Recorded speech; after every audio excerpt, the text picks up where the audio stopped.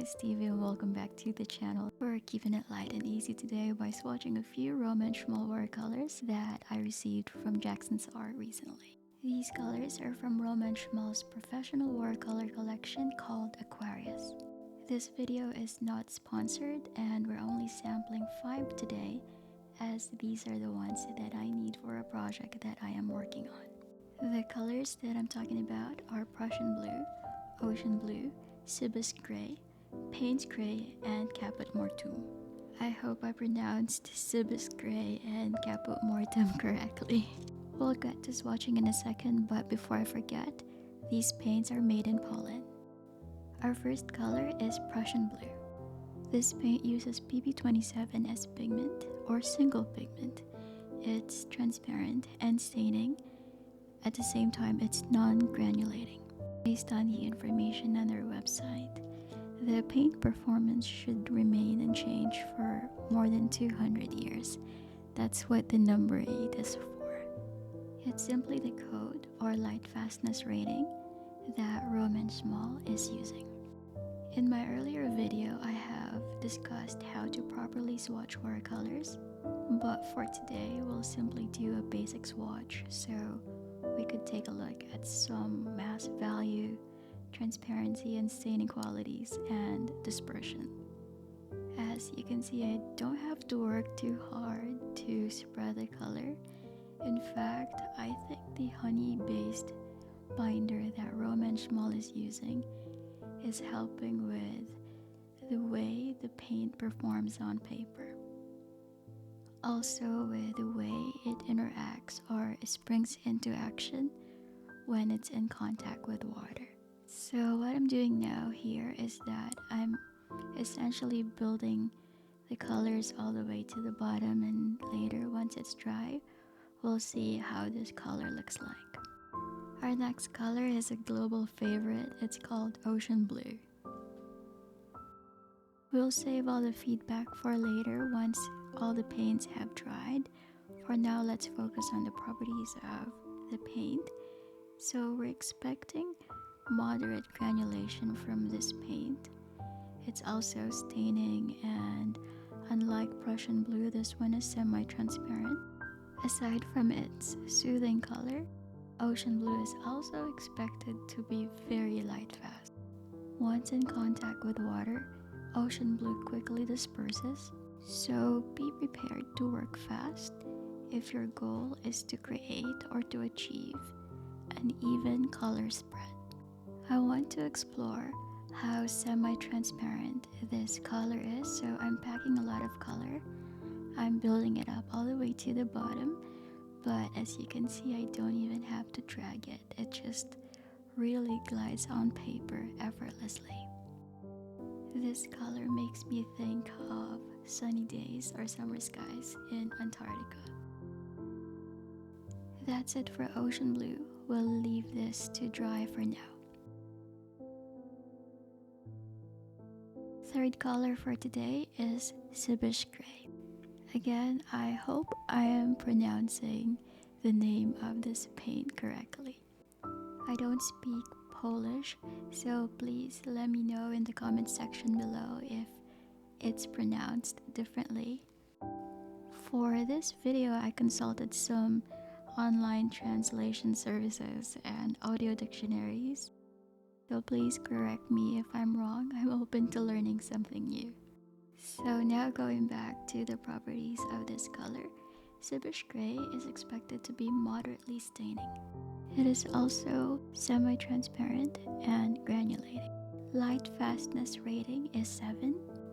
It is interestingly lower than the rating for most of the watercolors that belong to this brand.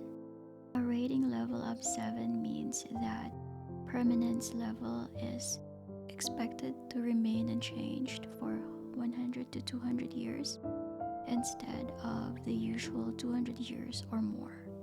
This gray makes you think of misty mornings or fluffy clouds. Our fourth watercolor paint for today is another gray called Payne's gray. A palette staple, this color is moderately staining, non-granulating, and semi-opaque. According to Roman Szmal Watercolors, this color is also very light fast. Permanence level is 8, meaning it should remain unchanged for more than 200 years.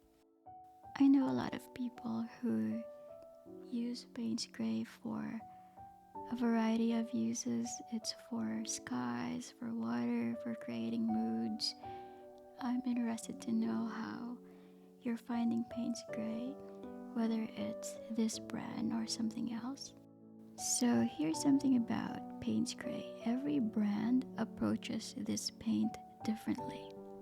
For example, Roman Szmal uses pigment black 9, pigment blue 27, and pigment red 264 for their Payne's gray. Daniel Smith, on the other hand, uses pigment blue 29 and pigment black 9 for their paint composition. My Mary Blue uses the same as Daniel Smith, while Winsor & Newton uses pigment blue 15, pigment black 6, and pigment violet 19.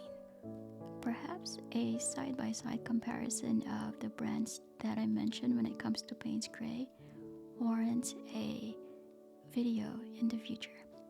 I love the richness of this Payne's gray here, but we'll have to wait until it's fully dried to see the opacity of the color. Our fifth and last color for today is Caput Mortuum. It uses pigment red 102, which is an earth pigment.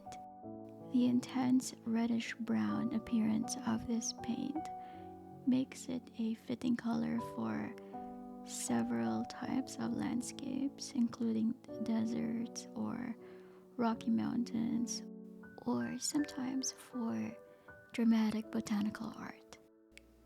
This color actually reminds me of the historical sites or medieval castles that I saw in northern Spain. It's just so dramatic. The tonal value is so wide that you can have a washed version, super light wash at the same time.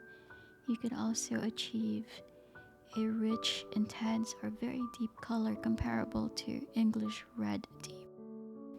Caput Mortuum actually means, or the literal translation of the word is dead head, but it doesn't look lifeless to me. I guess its beauty appeals to me because I love earth colors, and this color uses an earth pigment, and it's like one of those natural reddish brown colors that you can rely on anytime. So that's it for Caput Mortuum, and for the rest of the swatches, we just have to wait for them to fully dry. Please be extra careful when peeling the masking tape away. I'm only doing it in this manner because I am filming, but typically I would peel away from me instead of towards me. To do this confidently and comfortably, please make sure that everything is dry before doing any peeling. Next to finishing the painting, peeling off the masking tape is actually one of the most satisfying parts of watercolor painting. Alright, here's what the color samples look like after 24 hours. The black line here allows us to appreciate the beauty of Prussian blue's transparency, as well as the semi-transparent nature of ocean blue.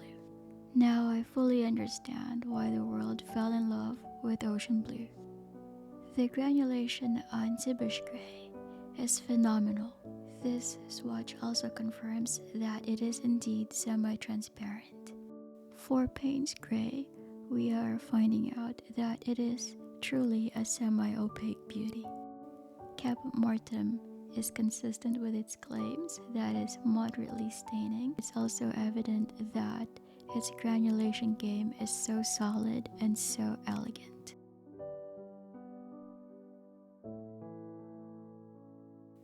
Overall, These watercolor paints are glorious. There are no words to describe them. As you can see here, they can speak for themselves. The swatches speak volumes about their beauty, about their paint performance. Thank you so much for watching. I hope you enjoyed today's video.